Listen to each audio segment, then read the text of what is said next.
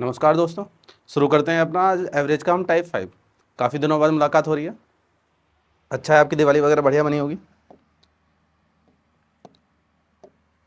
पहला क्वेश्चन तो हमारा जो मैंने टाइप 1 कराया था तो पहला क्वेश्चन उसी का लिया गया है, क्योंकि एक अल्पांशी यादव जी हैं, उनकी प्रॉब्लम में था क्वेश्चन, तो इसे डिस्कस कर लेंगे फिर आगे चलेंगे अपना। इसका एवरेज निकाला था हमने। तो देखो, हमारे पास एवरेज का मतलब होता है कि सभी नंबरों की हम काउंट करें पहले कितने हैं, तो उनकी काउंटिंग तो आएगी नीचे और ऊपर आएगा सम, तब एवरेज निकाला जाएगा। तो हम सम भी कर सकते हैं, सभी को जोड़ भी सकते हैं। तो हमने गिनने के लिए ऐसा देखा कि एक एक बार है, दो दो बार है, तीन तीन बार है, ऐसे ही चार चार बार है, तो ऐसे ही सात सात बार होगा। तो मैंने 1 2 3 4 5 7 तक लिखा है, लेकिन ये ऐड होंगे, ये सभी ऐड होंगे, तभी मेरे पास इसकी काउंटिंग पता पड़ पाएगी कि एन कितने हैं। 1 2 3 4 5 6 7 तक जोड़ेंगे तब पता चलेगी मुझे एन कितने हैं। और इन सबको जोड़ना भी पड़ेगा। अभी तो ये काउंटिंग की बात चली है, अभी इस नंबर को जोड़ोगे। देखो, एक तो एक बार है, दो दो बार का मतलब 4 बार होगा, 4 होगा टोटल। तीन तीन बार का मतलब 9 होगा, चार चार बार का मतलब 16 होगा। जब मैं इनको ऐड करूंगा, देखो नीचे तो काउंटिंग आएगी ये वाली, नीचे तो काउंटिंग आएगी 1 + 2 + 3 से लेके 7 तक। ऊपर जो सम आने वाला है वो 1 आया, 2 के लिए आया 4, क्योंकि 2 हमारा 2 बार है, 3 के लिए आया 9, फिर उसके बाद 4 के लिए आया 16, 5 5 बार जोड़ोगे तो आएगा 25। ऐसे ही ये 7 से 7 जाएगा, ठीक है। तो स्क्वायर में चल रही है संख्या, तो हमारे पास ऊपर तो स्क्वायर का फॉर्मूला बन रहा है, नीचे सिंगल नंबर का फॉर्मूला बनना है। इसका मतलब आप ऊपर कह सकते हो कि सिग्मा एन स्क्वायर है और नीचे सिग्मा एन है। तो बस आपको इसको टोटल कर लेना है। जैसे 7 नंबर है एन, n+1, 2n+1 अपॉन 6, ये होता है sigma N square. Sigma N की जो वैल्यू होती है एन, n+1 अपॉन 2 होती है। तो हमें इन दोनों को डिवाइड कर देना है बस। जैसे ही आप इन दोनों को डिवाइड करोगे तो देखो n+1 n, n+1 n खत्म हो गया, तो आपके पास 2n+1 है और यहाँ पर 6 है, ये 2 काट लो 3 टाइम, तो 2n+1 अपॉन 3 बच गया है आपका। तो 2n+1 अपॉन 3 बनेगा। तो हमारे पास 2n की वैल्यू है, n तो हमारे पास कितने आ रहे हैं 7 है, इंटू 2 है, +1 है अपॉन 3 आ जाएगा। तो हमारे पास 7 दूनी 14 और एक 15/3 5, तो इसका आंसर 5 है। बस है तो सॉल्यूशन बहुत छोटा सा, बस समझने के लिए बहुत सारी चीजें हैं भाई। एक बार रिपीट और कर देता हूं मैं। तो ये जो सारी चीजें ये आपको पीडीएफ में मिल जाएंगी पहले पेज पर। इसकी बात करते हैं हम। हमें सबसे पहले पता चला था कि ऊपर जो है हमारे पास सिग्मा एन स्क्वायर है और नीचे सिग्मा एन है। तो सिग्मा एन मतलब लगातार नंबर का सम करना है, तो उसमें भी एन 7 ही है, क्योंकि 1 2 3 से लेकर 7 तक का जोड़ लगाना है। और जब हम स्क्वायर की बात करेंगे तो 1 का स्क्वायर, 2 का स्क्वायर, 3 का स्क्वायर, तो 7 का स्क्वायर, तो एन की वैल्यू यहाँ भी 7 है, ठीक है ना। तो एन दोनों में ही 7 है, देखने में लग रहा है कई बार है, तो इस चीज़ का ध्यान रखना है बस। तो हमने देखा एन, n+1, 2n+1 अपॉन 6, और नीचे एन, n+1 अपॉन 2, 2 से कटिंग करो 3 टाइम, इससे इसकी कटिंग कर दो। 2n+1 कितना है हमारा 7 है यहाँ पर, क्योंकि n का मान हमने 7 लिया है यहाँ पर। तो 7 दूनी 14 और एक 15/3 यानी कि 5 आंसर, ये रहा 5, ठीक है ना। अब इतना सही सॉल्यूशन है इसका। अभी हम आगे सवाल करेंगे, बहुत मजा आएगा सवाल करने में, सवाल अच्छे भी रखे हैं कुछ, तो जुड़े रहेंगे। ये कह रहा है 8 members of a club donate ₹100 each towards a relief fund and president of the club donates ₹50 more than the average donation, all including president of them, then the contribution of the president is। किसी club के 8 सदस्य के राहत कोष में से ₹100 प्रति व्यक्ति दान देते हैं। क्लब का अध्यक्ष औसत दान से, जिसमें अध्यक्ष का दान शामिल है, ₹50 अधिक दान देता है, तो अध्यक्ष का दान कितना है। आप सिंपल सी चीज देखें, हमारे पास जो है 8 तो सदस्य हैं, 8 सदस्य प्रत्येक 100 रुपए दे रहे हैं, 8 सदस्य दे रहे हैं 100 रुपए। उसके बाद क्लब का जो अध्यक्ष है एक, वो सभी के औसत से, सभी का औसत माना एक्स है, उस औसत से 50 रुपए ज्यादा दे रहा है, यानी कि इससे 50 रुपए ज्यादा दे रहा है, एक्स प्लस 50। तो मैंने इसे मिक्सर एलिगेशन के फॉर्मेशन में लिख दिया है, क्योंकि हमारे पास जो सदस्य हैं वो 2 पार्ट में डिवाइड किए गए हैं, 8 सदस्य और 1 सदस्य। 8 सदस्य तो दे रहे हैं 100 रुपए, जो एक सदस्य आ रहा है वो सभी के औसत से 50 रुपए ज़्यादा दे रहा है, तो सभी का औसत एक्स है, तो एक्स प्लस 50 हो जाएगा। बस आपको क्या करना है, देखो इसमें से तो माइनस कर नहीं सकते क्योंकि हमारे पास x1 दे ही रखा है, यहाँ माइनस कर सकते हो। देखो आप x प्लस 50 है और x है, माइनस करोगे तो आपका आएगा 50। 8 की वैल्यू 50 है तो भाग कर लीजिए इसे, 8 6 48 करोगे और 2 5 हो जाएगा, तो 6.25, तो 1 की वैल्यू हो गई 6.25। हमें पता है मिक्सचर एलिगेशन में जो बीच वाली वैल्यू होती है वो 1 से ज़्यादा होती है और 1 से कम होती है, मतलब ऊपर वाली जो वैल्यू होगी वो बीच वाले से 1 तो ज़्यादा होगी और 1 कम होगी। जब ये x है, ये x प्लस 50 है, तो आपको पता है कि ज़्यादा दे रखा है, तो ये कम है, इस वाले से कम है ये, तो बीच में जो आएगा वो ज़्यादा आएगा इन दोनों को जोड़कर। तो जैसे ही आप इन दोनों को जोड़ोगे तो ये वैल्यू 106.5 है। अध्यक्ष का दान निकालोगे तो अध्यक्ष का दान कितना है, x प्लस 50, यानी कि इसकी वैल्यू 106.5, 25 लिखा था ना मैंने, 5 लिख दिया शायद, 106.25। अब 106.25 से 50 ज़्यादा, तो ये हो जाएगा 156.25। हालांकि ये सवाल लैंग्वेज से भी कर लेते हैं, पर मैं आपको मिक्सचर एलिगेशन से बता रहा हूँ, ठीक है ना। देखते हैं आगे, 2-3 सवाल आएंगे, आपको आराम से कमांड हो जाएगी, क्योंकि मिक्सचर एलिगेशन का मैंने आपको पहली सीट में भी कराया है। आप पहली सीट जरूर रिपीट करें सभी। कह रहा है 11 friends went to hotel and decided to pay the bill amounts equally, but 10 of them could pay ₹60 each. As a result the 11th has to pay ₹50 extra than his share, find the amount paid by him. उसने कहा है 11 मित्र एक hotel में गए, उन्होंने bill के भुगतान के बराबर राशि खर्च करना तय किया, लेकिन उनमें से 10 लोगों ने तो 60 रुपये दिए हैं और 11वें ने 50 रुपये ज़्यादा दिए हैं जब कम पड़ गए थे, तो 11वें व्यक्ति ने कुल कितने रुपये दिए हैं। तो सिंपल सवाल है, पहले जैसे सवाल है, 11 मित्रों ने 2 पार्ट में बांटना है, 10 और 1 में। 10 लोगों ने तो 60-60 रुपये दे दिए हैं। ये जो 11वां व्यक्ति आया है वो इन सब के औसत से, सबका औसत मानो x है, सबके औसत से 50 ज़्यादा दे रहा है, यानी कि x प्लस 50 दे रहा है। आप माइनस करोगे इसमें से फिर से 50, तो 10 की वैल्यू 50 है तो 1 की वैल्यू 5, जो बीच वाली वैल्यू अब भी जुड़ जाएगी इसमें जैसे पहले जोड़ा था, तो 60 और 5 जोड़ोगे तो x की वैल्यू हो गई 65। अध्यक्ष जो है इसका, जो 11वां व्यक्ति है वो कितना ज्यादा दे रहा है, 65 से 50 ज्यादा, तो 65 प्लस 50 115, तो 115 हमारा आंसर है। एक ही फॉर्मेशन पे सवाल है। अब नेक्स्ट सवाल भी इसी तरीका का आएगा आपका, देखो कह रहा in a team of 10% 9% spend ₹40 each for their meal and the remaining one spend 9 more than the average expenditure of all 10 members, all the 10 persons. The total expenditure for their meal was, कह रहा 10 व्यक्तियों की team में 9 व्यक्तियों ने अपने भोजन पर 40 रुपये खर्च किए हैं, शेष एक व्यक्ति ने सभी 10 व्यक्तियों के औसत खर्च से 9 रुपये अधिक किए हैं, उनके भोजन पर कुल व्यय कितना किया गया, उनके भोजन पर कितना व्यय किया गया। देखो कुल व्यय पूछा है, देखो अभी तक जो हम सवाल कर रहे थे इसमें 11 व्यक्ति का पूछ लिया था, इसमें भी जो अध्यक्ष आया था उसका पूछ लिया था, तो टोटल हमारे पास आ गया था, तो हम इसमें नंबर ऑफ पर्सन 9 की गुणा कर देते तो टोटल आ जाता। जैसे इसमें अगर हमसे टोटल पूछता तो 65 था तो 11% थे, तो 65 में 11 की गुणा करने की जरूरत पड़ती है हमें। ऐसे ही यहाँ पर हम टोटल पहले उस व्यक्ति का निकालेंगे, टोटल में गुणा कर देंगे बस। 10 व्यक्ति हैं, कितने पार्ट में बांटा, 2 पार्ट में, 9 और 1 में, तो 9% और 1%। उसके बाद 9 व्यक्ति जो है 40 रुपये प्रति खर्च दे रहे हैं, 40 रुपये दे रहे हैं ये। जो 10वां है वो x सभी के औसत से 9 ज़्यादा दे रहा है, यानी कि x, तो x प्लस 9 माइनस करेंगे आप इसमें से 9, तो 9 की वैल्यू 9 है तो 1 की वैल्यू 1 होगी, तो 40 में 1 जोड़ेंगे कितना आ जाएगा, ये 41। तो आपको पता है सभी का एवरेज 41 है और सभी पर्सन है 10, तो टोटल खर्चा 410 होगा। यही हमसे पूछा है। अगर 10वें व्यक्ति का पूछता तो 41 में 9 जोड़ देते तो 50 बन जाता। चलिए अब थोड़ा सवाल चेंज हो गया, ये कह रहा है the average weight of 3 men ABC is 84, another man D join the group, then the average now becomes 80 kg. If another man E whose weight is 3 kg more than that of D replace A, then the average weight of B C D E becomes 79. What is the average, what is the weight of A? A का wait पूछा है इसने। 3 व्यक्ति ABCDE का भार 84 है, D भी शामिल हो जाता है, भार 80 kg हो जाता है। यदि एक और व्यक्ति E का वजन D से 3 किलो ज़्यादा है, A को विस्थापित करता है, तो BCDE का भार 79 kg है। तो A का भार क्या है, देखो सवाल बहुत सिंपल है, बस आपको 3 से 4 बार इस सवाल की प्रैक्टिस करनी पड़ेगी जरूर।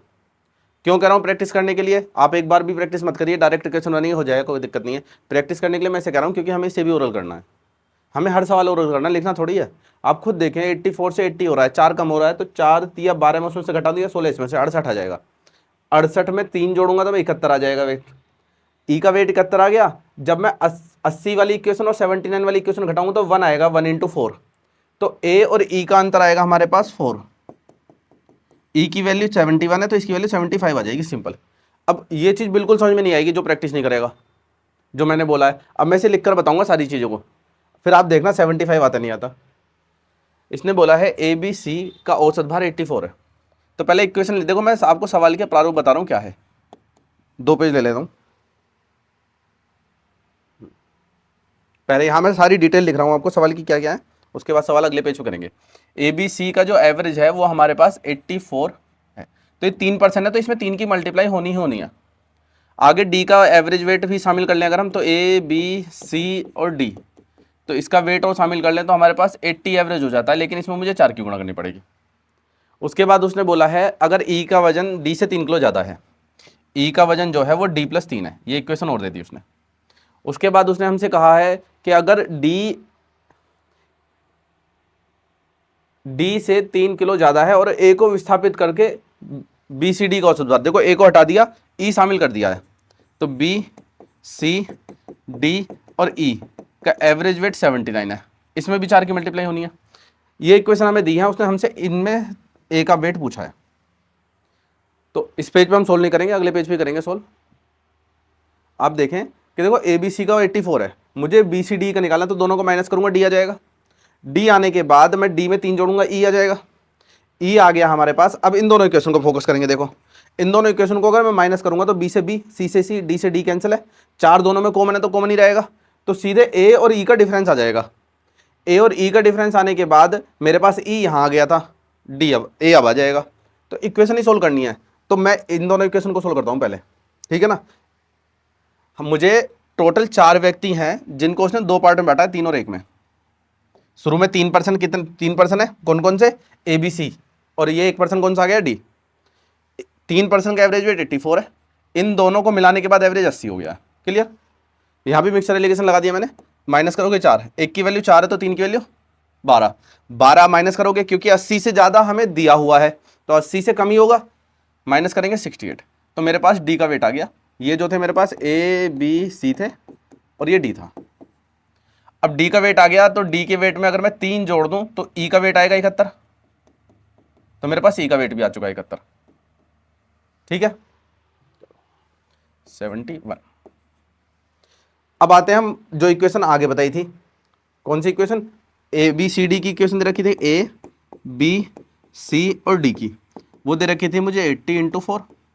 उसके बाद एक ही जगह ई को शामिल किया था, तो बी सी डी और ई का वेट जो दिया था वो मुझे दिया 79 × 4।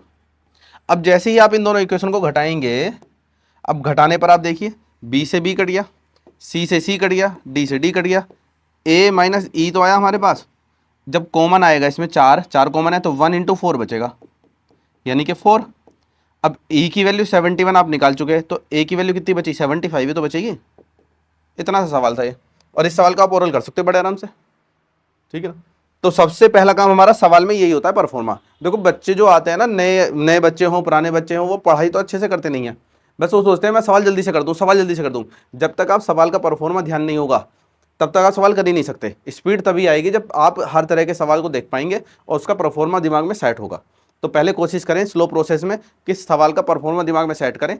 सॉल्यूशन तो जल्दी है ही, सॉल्यूशन कुछ नहीं है। फिर आप देखें इस सवाल को, 5वां, a shop of electronic goods is closed on Monday, यानी कि मंडे को क्लोज रहती है। The average sales per day for remaining 6 days of a week is ₹15,640 and the average sale on Tuesday to Saturday is ₹14,124।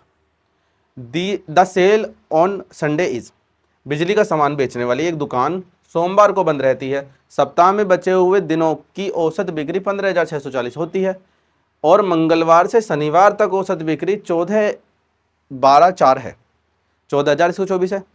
तो रविवार को कितने रुपए की बिक्री होती है। तो आप सिंपल देखें, सप्ताह में 7 दिन होते हैं, मंडे मैंने ऑफ कर दिया पहले ही, तो बचे 6 दिन। 6 दिन में मंगलवार से शनिवार तक यानी कि 5 दिन और 1 दिन, मिक्सचर एलिगेशन हो गया ना, 6 को हमने 2 पार्ट में बांटा है, तो 6 को हमने 2 पार्ट में बांटा है, 5 दिन में और 1 दिन में। जो हमारे पास बचे हुए दिनों की औसत बिक्री यानी कि इन 6 दिन की वो 15,640 है। जो मंगलवार से शनिवार है 5 दिन, उनकी औसत बिक्री 14,124 है। इसकी वैल्यू पूछी है। तो देखो सॉल्यूशन करना है आसान है, लेकिन इतना लिखने से पहले ही आपको ये समझ जाना है कि ये वाली वैल्यू कम है तो ये ज़्यादा आएगी, इसी वजह से 15,000 से ज़्यादा ही आंसर है, आंकड़े अधूरे आएगा नहीं।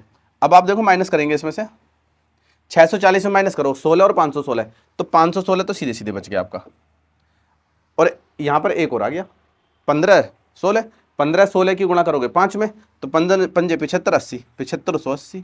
अब 80 आप इसमें जोड़ दीजिए, तो 80 जोड़ने से बेहतर है आप 20 इसमें जोड़ दीजिए, 7600 बन जाएगा। तो आपको 56 में 76 ही जोड़ना है बस, 56 76 होते हैं 123, तो 123 का 223 और 20 15620। मैंने 40 को 20 बना दिया, क्यों? क्योंकि जिससे मैं इसे 7600 बना दूं। अब दोनों को मैं ऐड करूंगा 20, ये 6 6 12, 15 7 22 होते हैं तो 23 हो गया, तो 23 220 सही है। अच्छा एक दो फालतू लिख दिया, सॉरी, 23 220, चलो 23 220 है ऑप्शन सी। चलो 6th क्वेश्चन पे आते हैं। कह रहा 5 member of a team are weighted consecutively and their average weight calculated after each member is weight if the average weight increased by 1 kg each time, how much heavier the last player than the first। एक team में 5 सदस्यों के भार को क्रमानुसार मापा गया, उनके औसत भार की गणना प्रत्येक सदस्य के भार लेने के बाद की गई है, तदनुसार हर बार औसत भार 1 किलोग्राम बढ़ जाता है, अंतिम खिलाड़ी का भार पहले खिलाड़ी से कितना ज़्यादा है। देखो 5 सदस्यों की बात की है, तो 5 से 1 कम करेंगे 4 दूनी 8। सवाल तो इतना सही है, बस सवाल समझने में प्रोसेस लगेगा। ये सबसे पहली बार सीपीओ में आया था, उसके बाद तो एसएससी सीजीएल वगैरह में सब में घूम गया सवाल। ये डिजिट चेंज हो जाती हैं, 5 की जगह 7 सदस्य कर दिए हैं, पर सवाल बनता रहता है। इसने सबसे पहले आपसे सवाल का समझें क्या कहना चाह रहा है। इसे बोला है कि हमने एक सदस्य का औसत भार निकाला, तो जो औसत भार आया उसके बाद हमने दूसरा व्यक्ति और शामिल करा, फिर दोनों का औसत भार निकाला। तो अब हम पहले औसत से अब कंपेयर करेंगे दूसरे औसत, तो एक ज़्यादा हुआ है। फिर उसके बाद हमने तीसरा पर्सन भी शामिल कर लिया, तो तीनों का औसत जब निकाला तो वो 2 औसत निकाले थे 2 जनों का, उससे एक ज़्यादा हुआ है बस। तो ऐसा कहना चाह रहा है कि अगर मेरे पास a प्लस बी का औसत x है, सपोज पहले a का औसत लेता हूँ मैं x, अगर मैं a प्लस बी का एवरेज निकालता हूँ वो x प्लस 1 है, a प्लस बी प्लस सी का एवरेज निकालता हूँ वो x प्लस 2 है, ऐसा कहना चाह रहा है वो हमसे। ठीक है, अब मैं a प्लस बी प्लस सी में चलता रहूँगा तो इक्वेशन बड़ी होती चली जाएंगी, सवाल सोल्व होना नहीं है। तो मैं इन्हें शुरुआत में ही देखूंगा a की वैल्यू कितनी है। देखो मैंने a का माना 1% का एवरेज निकाला, a की वैल्यू x है, जब मैं 2% निकालूंगा तो a प्लस बी हुए बटे 2, तो इनका एवरेज कितना बताया उसने, केवल एक ज़्यादा हुआ है तो x प्लस 1 है। अगर मैं 2 की गुणा कर दूं इधर तो मेरे पास बनेगा 2x प्लस 2, तो 2x को मैं लिख रहा हूँ x प्लस x और 2 का ऐसे लिख रहा हूँ, यहाँ पर a प्लस बी है। क्लियर? अब आपको पता चला कि a की वैल्यू तो x थी पहले से ही, यानी कि b की वैल्यू कितनी आ गई, x प्लस 2। अब अगर मैं c भी शामिल करूंगा तो x प्लस 2 x प्लस 4 हो जाएगा। देखो अब यहां से देखिए, ये देखो इन दो इक्वेशन से मुझे क्या पता चल गया, पहली इक्वेशन से पता चला है कि a की वैल्यू x है, दूसरी इक्वेशन से पता चला है कि b की वैल्यू x प्लस 2 है। अब 3 व्यक्ति को शामिल करते हैं, a प्लस बी प्लस सी बटे 3 बराबर एवरेज x प्लस 2 हो जाएगा, एक ज़्यादा हो गया। अब जब मैं गुणा करता हूं इसकी तो a प्लस बी प्लस सी बराबर 3x प्लस 6, यही तो है। अब a की वैल्यू मुझे पता है x है, तो इसमें से x तो आ गया बाहर, बचा अभी 2x बच रहा है। b की वैल्यू मुझे पता है पहले वाली इक्वेशन से x प्लस 2 है, तो मैं x प्लस 2 ले लूँ। तो देखो 2x तो चला गया, 3x में से 2x गया तो x बचा, 2 भी चला गया तो कितना बचा 4। तो आपको पता चला ना, ये a की वैल्यू, ये b की वैल्यू और ये c की वैल्यू, तो हमेशा 2 2 बढ़ते जा रहे हैं। अब आप एक बात बताओ, जब भी किसी नंबर में 2 2 एक्स्ट्रा होते रहते हैं तो इवन या फिर ओड, दो ही सीरीज होती हैं। तो ये इवन ओड की सीरीज है, आप कोई भी सीरीज मान लीजिए 1 3 5 7 9, पहला और लास्ट का अंतर कितना है 8, 2 4 6 8 10, 5 नंबर ले ना, पहला लास्ट का अंतर कितना है 8, यही आपसे पूछ रहा है बस। बस सवाल को समझाने के लिए मैंने इसे x मानकर करवा दिया है, वरना x मानने की कोई जरूरत नहीं है। आपको इस टाइप का जब भी सवाल दिखे औसत एक एक बढ़ता जा रहा है तो या तो वो इवन नंबर है या ऑड नंबर है, दोनों ही पॉसिबल है। ऐसा नहीं है कि आप ऐसा बोलो कि 2 2 जुड़ रहा है 4 4 जुड़ रहा है तो इवन है, इवन और दोनों में से कुछ भी पॉसिबल है। तो हमारा कोई भी एक सीरीज लिखना आंसर आ जाएगा। सेवन्थ देखते हैं, 15 movies theatre, average 600 customer per theatre per day. If 6 of the theatre closed down but the total theatre attendance stay the same, then the average daily attendance per theatre among the remaining theatre is. 15 चलचित्र थिएटरों में औसतन प्रतिदिन theatre में 600 दर्शक आते हैं। यदि उनमें 6 थिएटर बंद हो गए किंतु थिएटर में आने वाले कुल उपस्थिति वही रहती है, तो शेष थिएटर में से प्रत्येक थिएटर में दर्शकों की औसत दैनिक उपस्थिति क्या है। देखो 15 थिएटर हैं, 6 बंद हो रहे हैं, तो हमने 2 पार्ट में बांट दिया ना इसे। 6 बंद हो रहे हैं तो 9 तो चालू हैं, तो हमने इसे 2 पार्ट में बांटा है, 9 में और 6 में। तो आप इसे रेशो भी ले सकते हो, 3 और 2। टोटल 15 थिएटर थे तो हमारा एवरेज 600 दर्शक थे। ये जो 600 बने हैं, ये 900 और 600 कर देता हूँ, चलो मैं कभी कंफ्यूजन हो जाए, ठीक है। 900 और 600 थे, ये जो 600 थे थिएटर, सॉरी ये तो थिएटर तो 15 ही हैं, 600 दर्शक हैं। दोबारा रिपीट कर देता हूँ, देखो 15 चलचित्र थे जिसमें से 15 में से 6 बंद हो गए हैं, 15 में से 6 क्लोज हो गए हैं, तो 9 अभी भी चालू अवस्था में है, 9 6 हमारे बंद हो गए हैं। उसके बाद सभी को मिलाकर 600 दर्शक आते थे। ये जो 6 थिएटर बंद हुए हैं तो अब इनमें 0% जीरो होगी दर्शकों की संख्या जब 6 बंद हो गए हैं, तो इनका एवरेज मुझे बताना है। बस माइनस करूंगा यहाँ पर, 600 आने वाला है, तो इनका रेशो ले लीजिए आप पहले, 3 और 2। 3 की वैल्यू 600, 1 की वैल्यू 200, तो 2 की वैल्यू 400, तो आपको 400 ऐड कर देना है, तो 1000। यही उसने पूछा है हमसे, 1000। जब भी 2 पार्ट में डिवाइड होगा तो मिक्सचर एलिगेशन लगा दीजिए बिना सोचे समझे। The average arithmetic mean amounts of saving of 10 students is 600. 3 of the students have no saving at all. Each of the others have at least 250 रुपये including Nihar, who has exactly 1300 रुपये. The largest amount in rupees than one student could have is। 10 छात्रों की बचत का औसत अंक गणित माध्य राशि 600 रुपये है। 3 छात्र ऐसे हैं जिनकी कोई बचत नहीं है, अन्य छात्र में से कम 250 रुपये की बचत तो है, और निहार की जो 1300 रुपये की बचत है। बताइए कि सबसे बड़ी राशि क्या हो सकती है। देखो कम से कम 250 रुपये की बचत है, 250 रुपये से नीचे तो हमें जाना ही नहीं है, तो हमें बताना है अधिकतम बड़ी राशि क्या हो सकती है। तो अधिकतम बड़ी राशि के लिए सबको मिनिमम देना पड़ेगा 250। तो पहले आ जाते हैं, 600 रुपये की औसत था 10 लोगों का, तो 6000 हो गए टोटल। इसमें से निहार का तो मुझे पता है 1300, ये मैं घटा सकता हूँ 4700। इसमें से एक व्यक्ति जा चुका तो 9 बचे। उसने बोला है 3 ऐसे छात्र हैं जिनकी कोई सेविंग नहीं है, तो 6 ही तो व्यक्ति बचे, है ना। 6 में से मुझे एक व्यक्ति को तो मैक्सिमम देना ही है, तो 4 को मिनिमम दूंगा मैं, या 5 को मिनिमम दूंगा। जब 5 को मैं मिनिमम दूंगा तो 250 रुपये से मिनिमम दूंगा, तो 5 को 250 रुपये दे देता हूं मैं। तो 5 को 250 रुपये मल्टीप्लाई करोगे तो 1250। तो अगर मैं इसमें से 1250 माइनस कर दूं, तो बचा हुआ मैक्सिमम आ जाएगा ना, माइनस कर देते हैं, ये तो 50 बचा, यहाँ बचा 34, तो 3450 मुझे मैक्सिमम दे सकते हैं। यही आंसर है। तो सवाल का परफॉर्मा ही दिमाग में सेट होगा, उसके बाद तो सवाल आसान। आगे देखें, number of boys and girls are X and Y respectively. The ages of a boy and girls are A years and B years respectively. The average age in year of all the boys and girls.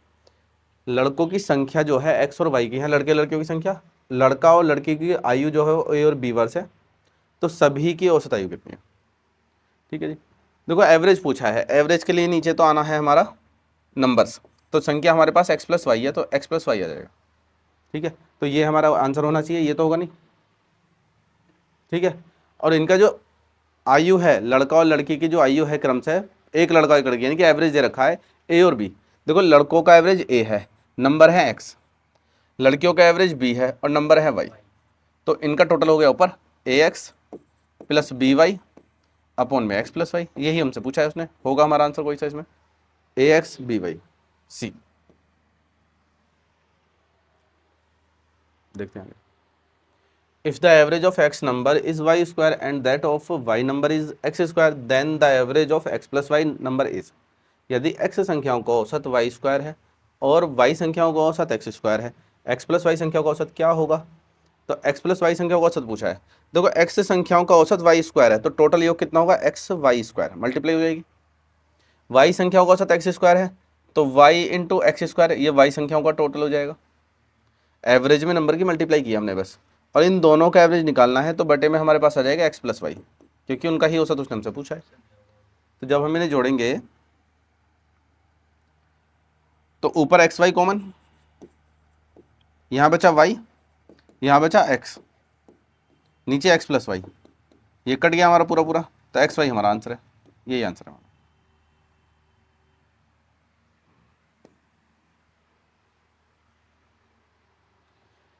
Average of n numbers is a, the first number is increased by 2, second number increased by 4, third number increased by 8 and so on. The average of the new numbers is, तो average बताना है जो new number बनेगा उसका। n संख्याओं का औसत a है, पहली संख्या में 2 जोड़ दिया जाता है, दूसरी संख्या में भी 4 जोड़ दिया जाता है, तीसरी संख्या में 8 जोड़ दिया जाता है, तो इस प्रकार बनी आगे की संख्याओं का जोड़ बढ़ाया जाता है। तो इन नई संख्याओं का औसत क्या होगा? आप देखो जब मैं किसी भी सभी नंबर को बढ़ा रहा हूं तो एवरेज a था तो a से ज़्यादा ही होगा। एवरेज जो रहता है वो तो है ही, अगर हम घटाते हैं तो उससे कम हो जाएगा, बढ़ाएंगे तो उससे ज़्यादा हो जाएगा। तो नंबरों को हम बढ़ा रहे हैं तो उससे ज़्यादा हो जाएगा, तो मुझे a के बाद देखना है कितना बढ़ेगा बस, और वो भी n नंबर पे बढ़ेगा। तो मैं a प्लस देखो a प्लस में चल रहा है सारा, और बटे में n नंबर ही होगा, जिसमें n नहीं होता वो आंसर नहीं होता। तो मुझे जो बढ़ा रहे हैं उसी पे फोकस रखना है, ऐसा नहीं है मैं a पर फोकस रखूँ। हमारे पास इसने कहा था कि n संख्याओं का औसत जो है a है, अगर पहले नंबर में पहली संख्या में 2 जोड़ दिया जाए, दूसरी संख्या में 4 जोड़ दिया जाए, तीसरी संख्या में 8 जोड़ दिया जाए, तो इसी प्रकार आगे तक बढ़ाया जाए तो संख्याओं का औसत क्या होगा? तो आप देखो पहली संख्या a में 2 जोड़ा गया है, दूसरी संख्या में 4 जोड़ा गया है, तीसरी संख्या में 8 जोड़ा गया है, ठीक है, और चौथी संख्या में 16 जोड़ा गया है। ऐसी जा रहा है n पदों तक ही। तो हमारे पास जीपी चल रही है 2, 4, 8, 16, क्योंकि a प्लस ही चलेगा, बाकी तो आगे जीपी क्या है, जितना इंक्रीज होगा वो जीपी में इंक्रीज होगा। तो जीपी का फॉर्मूला आपको याद रखना है, एस एन बराबर a ब्रैकेट r की पावर n माइनस 1 बटे r माइनस 1। यहां a का मतलब तो है फर्स्ट टर्म, r का मतलब है इनका जो अनुपात चल रहा है, जिस नंबर की मल्टीप्लाई चल रही है, ठीक है जी। तो सार अनुपात बोल देते हैं इसे, ठीक है।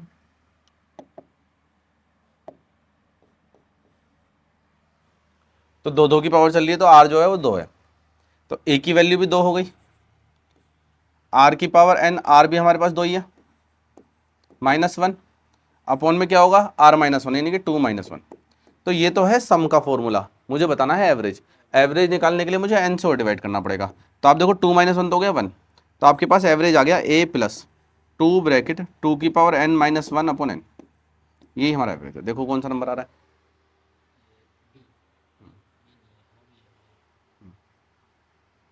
बी ऑप्शन आया हमारा।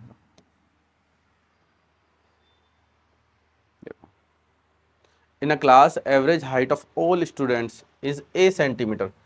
Among them, average height of 10 students is b centimeter, and the average height of the remaining student is c centimeter. Find the number of students in a class here.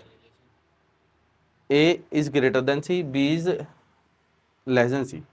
किसी कक्षा में सभी छात्रों की संख्या औसत लंबाई a है, इनमें से 10 छात्रों की लंबाई b है, शेष छात्रों की औसत लंबाई। तो देखो टोटल छात्र तो अभी हमें पता ही नहीं है कितने हैं, हमें x मानेंगे तो 10 ले लेंगे तो 10 माइनस x माइनस 10 बचेगा। तो कक्षा में छात्रों की संख्या है, तो सीधे फॉर्मूले में रखते हैं सारी चीज़ें। देखो इसका क्या है, सभी छात्रों का औसत a है, a हो गया बराबर, नीचे आएंगे नंबर, 10 छात्रों की लंबाई b है तो 10 गुणा b हो गया, शेष छात्रों की औसत लंबाई जो है हमारे पास वो c है, तो शेष छात्रों की औसत लंबाई, तो शेष छात्र बचे कितने, हमने टोटल छात्र x माने हैं तो हमारे पास बचे x माइनस 10, ठीक है, और इनकी औसत लंबाई c है, और नीचे टोटल छात्र कितने हो गए हमारे पास x, क्योंकि x नंबर माने नंबर आएगा, ठीक है ना। तो मल्टीप्लाई कर देते हैं, देखो ax बराबर 10b प्लस एक्स सी माइनस 10c, अब इसमें इधर उधर ले जाने से पहले ये देख लेना उसने जो दे रखा है कि ए जो है बड़ा है सी से, तो ए बड़ा है सी से, तो इस तरह लाओगे तो ये माइनस का ठीक है हमारे पास। अब इसको उधर ही रखना क्योंकि बी बड़ा है सी से, तो आप इसे इधर ले आइए उठा के, एक्स कॉमन आ जाएगा तो ए माइनस सी आएगा, बराबर हमारे पास 10 कॉमन है तो बी माइनस सी आएगा। क्लियर? ये बटे में चला गया तो एक्स बराबर 10 बी माइनस सी बटे ए माइनस सी आ गया हमारे पास, डी ऑप्शन। ठीक है, सवाल देखने में बड़ा लग रहा है लेकिन है आसान, वैल्यू रखते ही आंसर आ जाएगा। Ram aims to score an average of 80 marks in quarterly and half yearly exam, यानी कि हाफ ईयरली और क्वार्टरली का मिलाकर उसके पास टोटल नंबर जो आ गए हैं हमारे पास 80 आए हैं, उसका टारगेट है 80 नंबर लाने का, but his average is in quarterly 3 marks less than the his target, यानी कि 80 से 3 का में 77 है, and that in half yearly is 2 marks more than his aim, यानी कि 2 ज़्यादा है, बेस्ट हो जाएंगे। The difference between the total marks scored in the both exam is 25, तो total marks aimed by Ram is, Ram त्रैमासिक और द्विवार्षिक परीक्षा में औसत 80 अंक प्राप्त करना चाहता है, लेकिन वह त्रैमासिक में अपने लक्ष्य से 3 अंक कम प्राप्त करता है, अर्धवार्षिक में अपने लक्ष्य से 2 अंक ज़्यादा प्राप्त करता है, दोनों में अंकों का अंतर 25 है, तो कुल कितने अंक लक्ष्य रखा है? तो देखो सब्जेक्ट तो आपको पता ही नहीं है इसमें, तो आप x मानोगे तो उसका एवरेज 77 होगा पहले में x सब्जेक्ट में, उसके बाद 82 होगा वो भी x सब्जेक्ट में, जब दोनों घटाओगे तो 77 और 82 का अंतर आ जाएगा 5x, 5x आ गया हमारे पास, 5x को बोल रहा है वो 25, तो x के लिए 5 आ गई। जैसे ही आपके पास आया 5, 80 औसत है, 5 की गुणा करोगे आपके पास 400 आ जाएगा। सिंपल सिंपल क्या था, मिड में खड़े हैं हम, 2 पार्ट में बांट रहे हैं, half yearly quarterly half yearly, यहाँ पर एवरेज 3 कम है, यहाँ 2 ज़्यादा है, तो गैप कितना है 5 का, 5 को कराए वो 25, एक को बोलेगा कितना 5, हमें बताना है 80 के बराबर कितना है 400, तो हम नहीं 400 का, हाँ 80 अंक लाने थे औसत, हाँ बिल्कुल ऐसा मान सकते हो, बिल्कुल 500 नंबर पेपर था।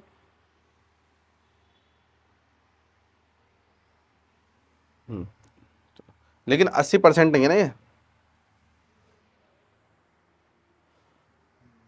ठीक है ना। A man's pension on retirement from service is equal to half the average salary during last 3 year of his service, his salary from 1/1/2003 is ₹380 per month with increment of ₹40 due on 1/10, यानी कि 1 सितंबर के बाद अक्टूबर, 1 अक्टूबर 2003 को increment होगा, 1 अक्टूबर 2004 को increment होगा, 1 अक्टूबर 2005 को फिर 40 रुपये इंक्रीमेंट हो जाएगा। If he retires on 1 January 2006, what was the pension he draw per month, सेवानिवृत्ति पर एक आदमी की पेंशन उसकी सेवा के अंतिम 3 वर्षों के दौरान औसत वेतन के आधे के बराबर है। उसका वेतन जो है भाई 1/1/2003 को 380 रुपये प्रति माह है, उसके बाद अक्टूबर में मंथ में 40 रुपये की वृद्धि होगी, यदि वह 1/2006 को सेवानिवृत्त हुआ तो प्रत्येक माह की पेंशन कितनी है? देखो उसने खुद ही बोला है पेंशन जो होगी वो अंतिम 3 वर्ष के जो होंगे उनके आधे के बराबर हो गई, तो अंतिम 3 वर्षों की पेंशन का औसत निकालना है और उसका हमें आधा कर देना, बस सिंपल सी चीज़ है। ठीक, तो सबसे पहला फोकस आप क्या करें, आप इसमें 3 साल बनाएं कि कैसे कैसे 3 साल बन रहे हैं। आप देखें 1 जनवरी को उसकी 380 रुपये की सैलरी है, लेकिन वो 1 जनवरी की सैलरी पूरे साल तक नहीं रहेगी 380, वो 9 महीने बाद ही बढ़ जाएंगे पैसे, तो हमें पता है कि 9 महीने का तो होगा 380, लेकिन उसके बाद 12 महीने का फिर 420, मैंने 12 महीने क्यों लिए क्योंकि अब तो 1 साल बाद ही बढ़ेगा, फिर उसके बाद फिर से 1 साल ले लिए 12 महीने, फिर 460, लेकिन अब मैं 3 महीने लूंगा क्योंकि मेरे पास 3 साल हो गए। अगर हम सवाल में उलझे रहेंगे तो हम देखते रहेंगे हम कौन सी तारीख से कौन सी तारीख ले रहे हैं, लेकिन मैंने सिंपल देखा कि पहले वाला इंक्रीमेंट कब लगा उसे, तो पहला इंक्रीमेंट 9 महीने बाद लगेगा उसे, दूसरा इंक्रीमेंट तो उसका 1 साल बाद ही लगना है, और कितने हो चुका टाइम, 12 1 साल हो गया, 2 साल, 9 महीने हो गए तो 3 महीने तो बचे हैं, 9 महीने हो चुके, 3 महीने तो बचे 3 साल होने में, और 3 महीने बाद उसका रिटायरमेंट हो जाएगा। इसने बोला तो 1/1/2006 को रिटायर हो जाएगा। अब इसमें कितनी सैलरी आएगी 500। ठीक है, तो सबसे पहला काम मैं हालांकि इसमें एवरेज वेटेड एवरेज भी लगा सकता हूँ, लेकिन मैं नॉर्मली जा रहा हूँ। मैंने इनमें 20 कॉमन ले लिया, उस 20 को मैंने अलग लिख दिया है, मल्टीप्लाई करनी पड़ेगी जो लिखा है। ठीक है, नंबरों में भी 3 की कटिंग हो रही है, 3 4 4 और 1। ठीक है, अब मल्टीप्लाई कर दूंगा मैं इसमें। देखो जब मैं मंथ में ईयर में कटिंग की है हम नंबरों में, तो वो उसकी मल्टीप्लाई कहीं नहीं होनी, वो तो खत्म हो गया है रेशो लेकर। इसमें जो 20 का था वो हमारी गुणा करनी पड़ेगी। ठीक है, 19 या 57 प्लस 21 चौक 84 प्लस 23 चौक 92 प्लस 25 से कम 25 बटे में क्या आएगा, एवरेज निकालने तो सब मंथ जोड़ेंगे, 3 4 7 7 5 12। ठीक है जी, गुणा होनी है किसकी, 20 की। ठीक है, तो 4 तिया 12, 4 पंजे 20। अभी 2 से भी भाग होना है क्योंकि पेंशन जो है 3 के और 3 साल का जो औसत है उसका आधा है। अब 3 से कटिंग करता चल रहा हूं, देखो मैं फिर से 19 आया, 21 आया, 28 आएगा, 28 से 84 होते ना।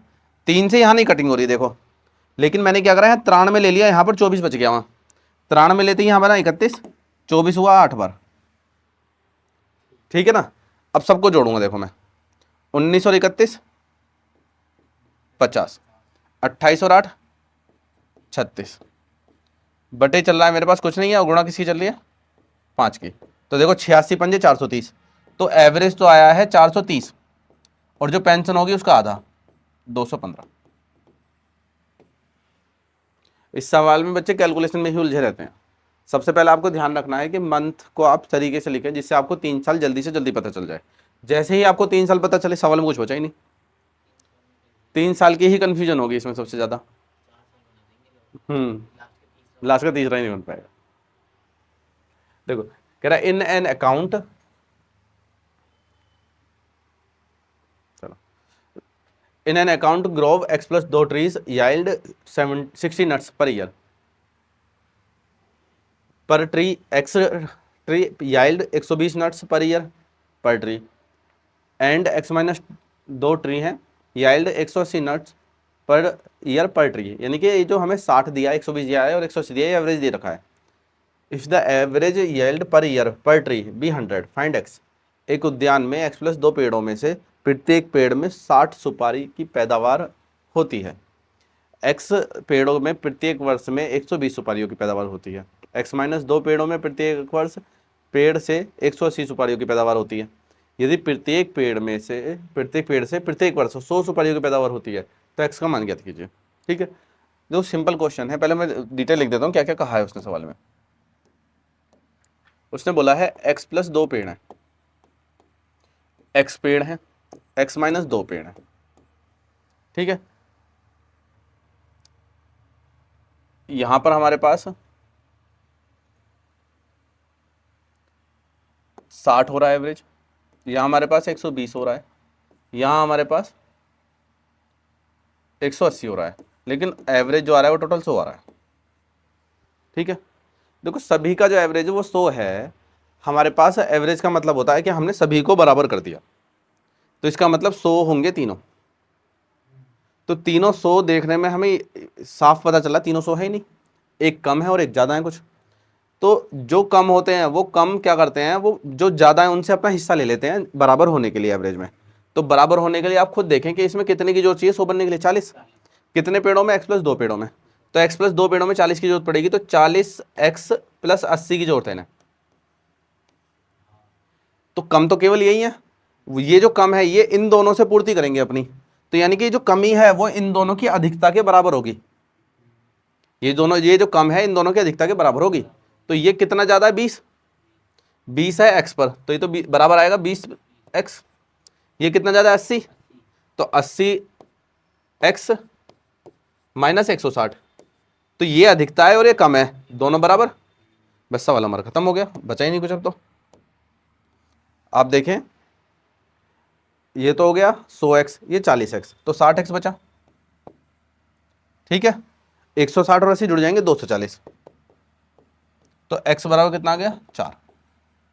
ये उसने पूछा।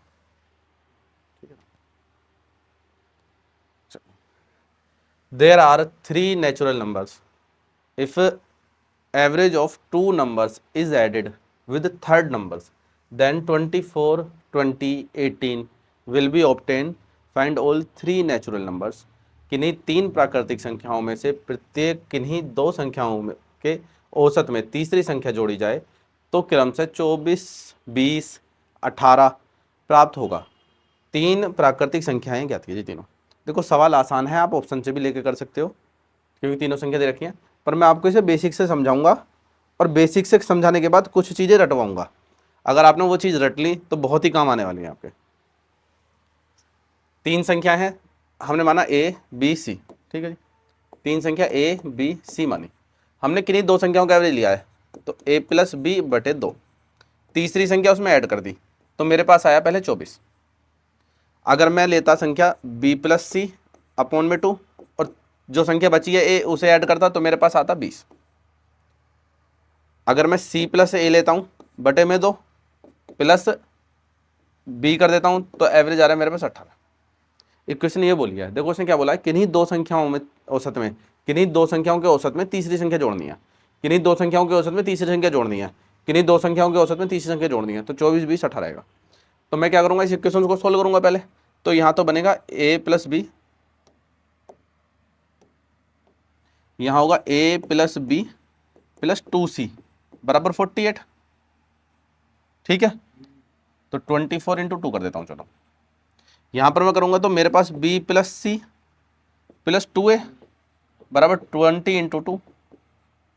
यहां पर लिखेंगे अगर हम तो c प्लस ए प्लस 2b बराबर 18 इंटू 2।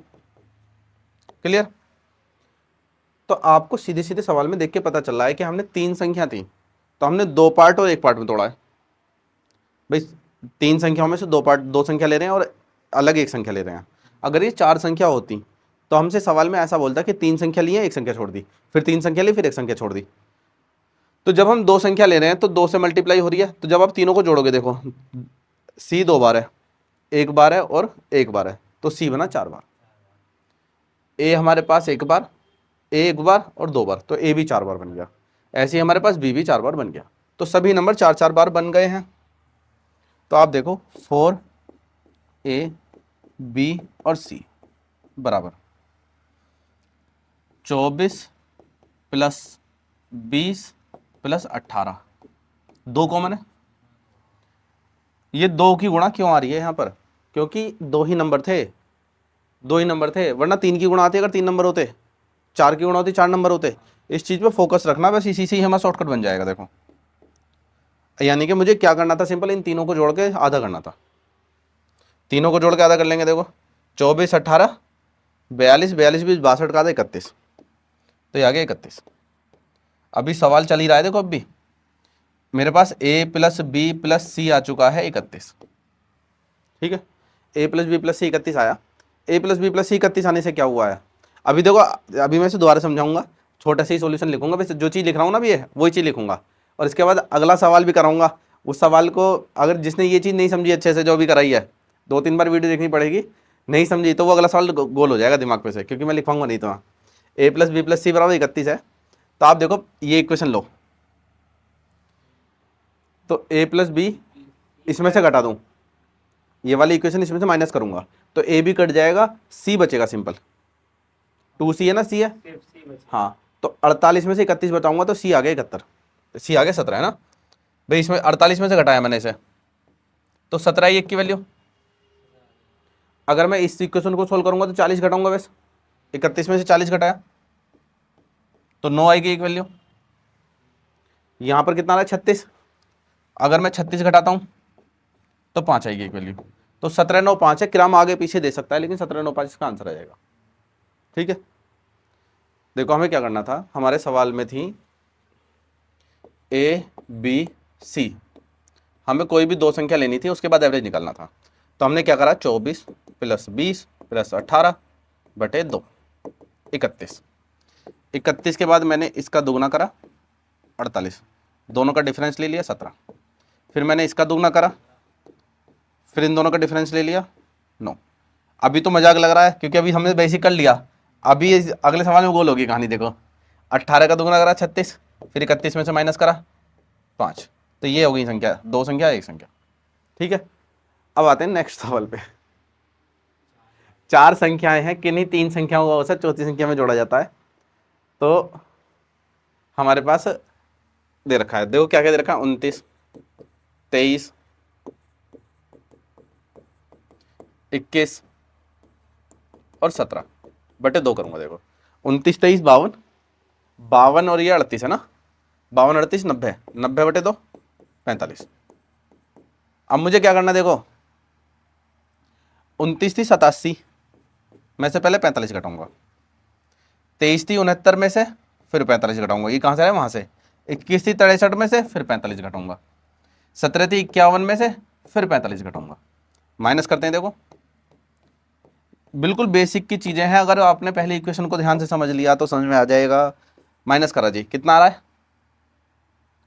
यहां पर 2 बच रहा है, यहां पर 4, 42 का आधा कितना आया, 21, इसमें से घटाया हमने 24, 24 का आधा कितना आया जी, 12, इसमें से घटाया हमने ये 18, 18 का आधा कितना आया, 9, इसमें से घटाया 6, 6 का आधा 3, ये नहीं आपके 21, 12, 9, 3। अगर आपने इस तरीके के अलावा कुछ और करा तो आप इक्वेशन बनाते रह जाओगे। देखो ये होता है परफॉर्मा याद करने का मेथड। हमने क्या करा है इसमें, हमने चारों संख्याओं की इक्वेशन लेते हैं, हम क्या करते हैं ऐसे बनाते हैं, a प्लस बी प्लस सी बटे 3 प्लस करते हैं यहाँ पर d बराबर होता टोटल जो भी दे रखा है। ठीक है, जैसे ही मैं 3 की गुणा करता हूँ वहाँ पे, तो मेरे पास d आ गया 3 बार, नीचे 3 इक्वेशन होंगी तो d हो जाएगा 6 बार, तो हर नंबर 6 6 बार आ रहा है। तो आप देखो हर नंबर 6 6 बार आएगा, a plus B plus C plus D बराबर यहां पर नंबर आएगा 3 3 बार, तो 3 से कटा अल्टीमेट आधा ही तो हुआ, जो पहले वाली इक्वेशन में आधा हो रहा था वही आधा कराया, तो मैंने आधा ही कराया पहले तो 45। उसके बाद जब मैं इक्वेशन घटा रहा था तो 3d में से d घटेगा तो 2d बचेगा हर बार, तो यहाँ 2 बच रहा है तो आधा कर रहे हैं। इसका मतलब अगर 5 नंबर होते, 5 नंबर होते तो 4 नंबर से इक्वेशन बनाता ही है, तो हम क्या करते, सिंपल सिंपल हम पांचों को जोड़ते, आधा करते, आधा करने के बाद पहले वाले नंबर का 5 गुना करते, 5 नहीं 4 गुना, क्योंकि एक कम होगा ना, 4 गुना करते, घटाते और 3 से भाग कर देते, 4 गुना करते घटाते फिर 3 से भाग कर देते। Out of 3 numbers the first is twice the second and is the half of the third, if the average of the 3 numbers is 56, then difference of first and third number is. 3 संख्याओं में से प्रथम संख्या दूसरी का दुगना। चलो जी 3 संख्या ए बी सी मान लीजिए आप, 3 संख्याओं में जो पहली संख्या है वो दूसरे का दुगना है और तीसरी का आधा है, इसका आधा भी है, तो आप देखो इसे मानो 4, तो इसका आधा हुआ 2 और इसका दुगना हो गया, रेशो आ गया। उसने कहा है कि तीनों का औसत 56 है, तो टोटल 56 गुणा 3। उसने कहा है पहली और तीसरी संख्याओं का अंतर कितना है, तो इस रेशो में तो पहले बांटना है आपको इसको, तो 4, 4, 2, 6 और 1 7, तो ये जो नंबर है मेरे 7 के बराबर है। किसके बराबर बताना है मुझे, पहली और संख्या का अंतर, इन दोनों का अंतर, तो मुझे 2 के बराबर निकलना है बस। तो 7 8 56, 8 थी 24 नहीं 48, यही उसने पूछा 48। बाकी तो आसान सवाल है, थोड़े से शायद कोई अच्छा सवाल हो गया। Among 3 numbers of the second is twice and the first, twice the first, अच्छा, and also thrice the third. अच्छा, पहला नंबर जो है कह रहा है 3 संख्याओं में दूसरी संख्या पहली से दुगनी और तीसरी से 3 गुनी है। पहली संख्या, दूसरी संख्या और तीसरी संख्या, कह रहा है दूसरी संख्या जो है वो पहली से दुगनी और इससे 3 गुनी, यानी कि 6 है, तो ये 3 है ये 2 है, तो टोटल 11, टोटल 11 है। उसने कितना बोला है टोटल, तीनों का जो औसत है 33 है, तो टोटल जो है वो 33 गुणा 3 है। सबसे बड़ी संख्या पूछिए 6 के बराबर, तो 1 के बराबर कितना होगा 6, 1 के बराबर 9 होगा, 1 के बराबर 9, 6 के बराबर कितना होगा 54, यही पूछा उसने। ठीक है जी, माइक की भी बैटरी लो हो रही है, अभी तो चल रही है, चलो। The average of first 3 number is double of the fourth number, the if the average of all the 4 numbers is 12, find the fourth number. 3 संख्या में 3 संख्याओं का औसत चौथी संख्या से, देखो 3 संख्याओं का औसत मैंने मान लिया x है, ये रहा x बटे 3, 3 संख्या का औसत x मान लिया, तो औसत जो नंबर है योग 3 संख्या मानी x बटे 3 औसत हो गया। ये जो औसत है वो चौथी संख्या d, का दुगना है। तो आप खुद देखें, शुरू की 3 संख्या और डी का अनुपात होगा 6/1। उसने हमसे बोला है चारों का जो औसत है वो 12 है, तो चारों का औसत 12 है, तो टोटल कितना होगा? 12 चौक 48। ये तो है शुरू के 3 नंबर, ये है 1 नंबर। तो शुरू के 3 नंबर को टोटल पूछेगा तो 6 के बराबर है, चौथा नंबर पूछेगा तो डी के बराबर। उसने चौथी संख्या पूछी है, तो आपको इस रेशो में बांटना है और 1 की वैल्यू बतानी है। तो जो 48 है वो टोटल 7 के बराबर है, हमें 1 की वैल्यू निकालनी है। तो 48/7 ही आंसर है। ये भी सेम सवाल था लगभग। The average of first 3 number is twice thrice the fourth number. If the average of all the 4 numbers is 5, then find the numbers. प्रथम 3 संख्याओं का औसत चौथी संख्या का 3 गुना है। यदि चारों संख्याओं का औसत 5 है तो चौथी संख्या याद कीजिए। प्रथम 3 संख्याओं का औसत, तो वही प्रथम 3 संख्याओं का औसत x मान लो, x/3। चौथी संख्या जो है हमारे पास y मान लो, उसका 3 गुना है। तो प्रथम 3 और चौथी संख्या का जो रेशो होगा वो 9:1 का होगा। ठीक है जी। तो 9:1 के अनुपात में चारों संख्याओं का जो औसत है वो 5 है, तो 5 × 4 कितना हो गया? टोटल 20। चौथी संख्या क्या है? चौथी संख्या पूछिए इसने, बिल्कुल y पूछी है। तो 9:1 के रेशो में बांटना है, तो 9 और 1 के रेशो में बांटना है, तो टोटल 10। तो इसकी वैल्यू तो 18 है, इसकी वैल्यू 2, तो ये पूछा है चौथी संख्या 2 है। आसान सा सवाल। चलिए जी, लास्ट सवाल देख लेते हैं। हमारा एवरेज आज खत्म हो जाएगा और हम इसके बाद चैप्टर शुरू करेंगे mixture allegation. In a company of 20 employees, each person gets a salary of rupees 8,000 per month. 10 employees were promoted and got 22% increase in their salary. Two other companies left the company. Find the average income in of the remaining 18 employees. एक company में 20 कर्मचारियों में प्रत्येक का मासिक वेतन 8,000 है। 10 कर्मचारियों की पदोन्नति हो गई तथा उनका 22.5% वेतन बढ़ गया। 2 कर्मचारियों ने कंपनी छोड़ दी, तो 18 कर्मचारियों का वेतन कितना है? देखो आप सिंपल देखो, 8,000 वेतन है मासिक वेतन, 20 कर्मचारियों में से प्रत्येक का 8,000 वेतन है, तो 8 दूनी 16,000 तो वेतन हो गया। ठीक है, तो 10 कर्मचारियों की पदोन्नति हो गई है, तो 8,000 में से 8,000 वेतन है सबका, लेकिन केवल 10 कर्मचारियों का ही वेतन बढ़ा है। तो 8,000 जो बढ़ेगा 10 व्यक्तियों का, तो मैंने 10 की गुणा कर दिया 80,000। इसको 22.5% बढ़ाना है, यानी कि कितना बढ़ाना है मुझे? 90/4%। ये तो बढ़ेगा।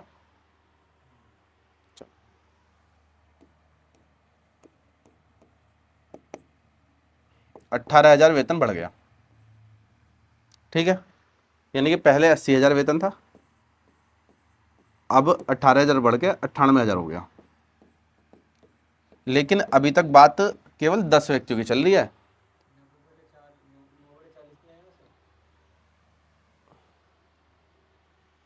हाँ, 9/40 ही तो है, ये देखो 9/40 ही है ना। अन्य 2 कर्मचारियों ने छोड़ दिया कंपनी, तो शेष 18 कर्मचारियों का वेतन कितना है? देखो ये 10 कर्मचारी की बात चल रही है, अभी 8 कर्मचारी रह रहे हैं।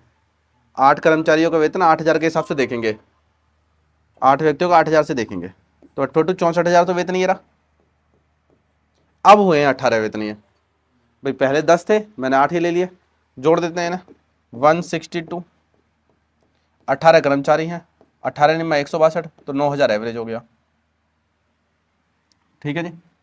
अब आपका ये होमवर्क रहेगा सवाल, आपको ये मिक्सचर एलिगेशन से करके देखना है,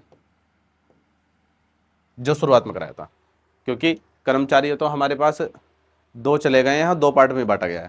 ठीक है ना, ठीक, इतना ही रखते हैं, मिलते हैं अपने नेक्स्ट सेशन में, तब तक के लिए धन्यवाद।